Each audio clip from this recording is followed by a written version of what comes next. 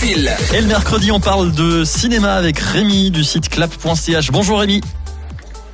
Bonjour Simon, bonjour tout le monde. Donc c'est un temps à aller au cinéma en ce moment avec les orages annoncés. Et il y a 4 nouveaux films à l'affiche.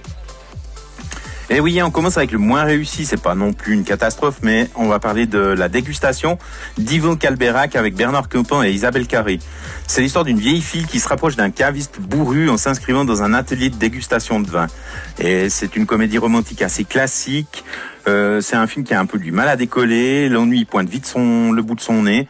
Par contre, Isabelle Carré et Bernard Campan sont assez justes, mais leurs personnages ne sont pas très captivants.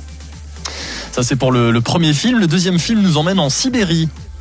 Oui, Compromat de Jérôme Salle avec Gilles Lelouch compte les mésaventures d'un diplomate français en poste à Irkoutsk, victime d'un compromat. Un compromat, c'est un dossier monté de toutes pièces pour lui nuire.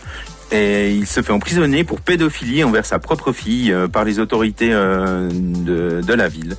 Alors il est abandonné de tous, il n'a qu'une seule solution, s'évader. C'est assez bien fait, c'est très rythmé, c'est bien interprété par un Gilles Lelouch impérial. Il parle même russe de manière impressionnante pendant une grande partie de ce film réussi dans le genre d'espionnage qui comporte malheureusement quelques fautes de goût. Mais cela reste un film intéressant dans un genre que le cinéma français aborde rarement. Autre sortie cette semaine, et il paraît que c'est un gros délire, Rémi. Oui, alors on parle de Everything, Everywhere, All at Once des Daniels. Les Daniels, on se souvient, il y a quelques temps, ils nous avaient offert un film qui s'appelait Swiss Army Man, qui était déjà un pur délire. Et là, on suit Michelle Yeoh, qui incarne une Chinoise à New York, qui a rendez-vous aux impôts. Et ça lui prend la tête, elle a hyper peur de ce rendez-vous, elle sait pas trop comment l'aborder, et ça l'entraîne dans des univers parallèles, ce qu'on appelle maintenant des multivers. Et le méchant suprême d'un des multivers n'est autre que sa fille ado qui lui pose des problèmes dans sa vie normale.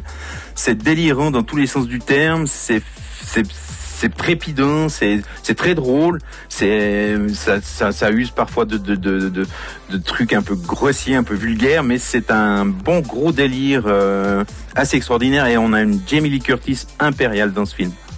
Et puis la dernière sortie, je crois que c'est votre coup de cœur. Oui, Revoir Paris d'Alice Winocourt. Alors Alice Winocourt, on l'aime beaucoup.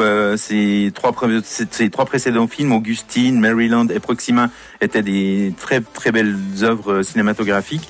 Et là, elle s'intéresse au trauma des rescapés d'attentats. On suit Mia, incarnée par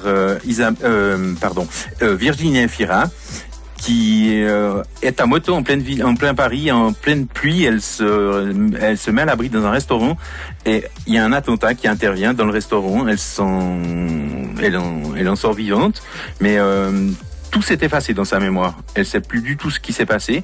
Alors elle va commencer à se rapprocher des gens qui ont subi la même chose qu'elle, et des parents des victimes, des proches des victimes, et surtout d'un homme qui fêtait son anniversaire pendant l'attentat. C'est très réussi, le ton est très juste. C'est émouvant, j'imagine. C'est émouvant, oui. C'est émouvant sans être trop tire-larme. Winocourt signe une œuvre bouleversante, effectivement, qui aborde tous les aspects liés à un traumatisme de cette envergure.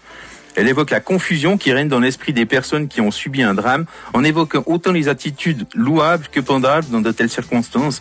Virginie Efira et Benoît Magimel s'emparent de leur personnage avec une conviction qui crève l'écran. Tous deux sont criants de vérité.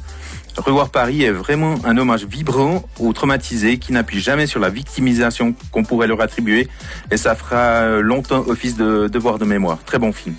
Et il y en aura d'autres, des films sur cette tragédie. On aura l'occasion d'en reparler. Merci Rémi d'avoir été avec nous. On vous souhaite une bonne soirée. À vous aussi, merci beaucoup.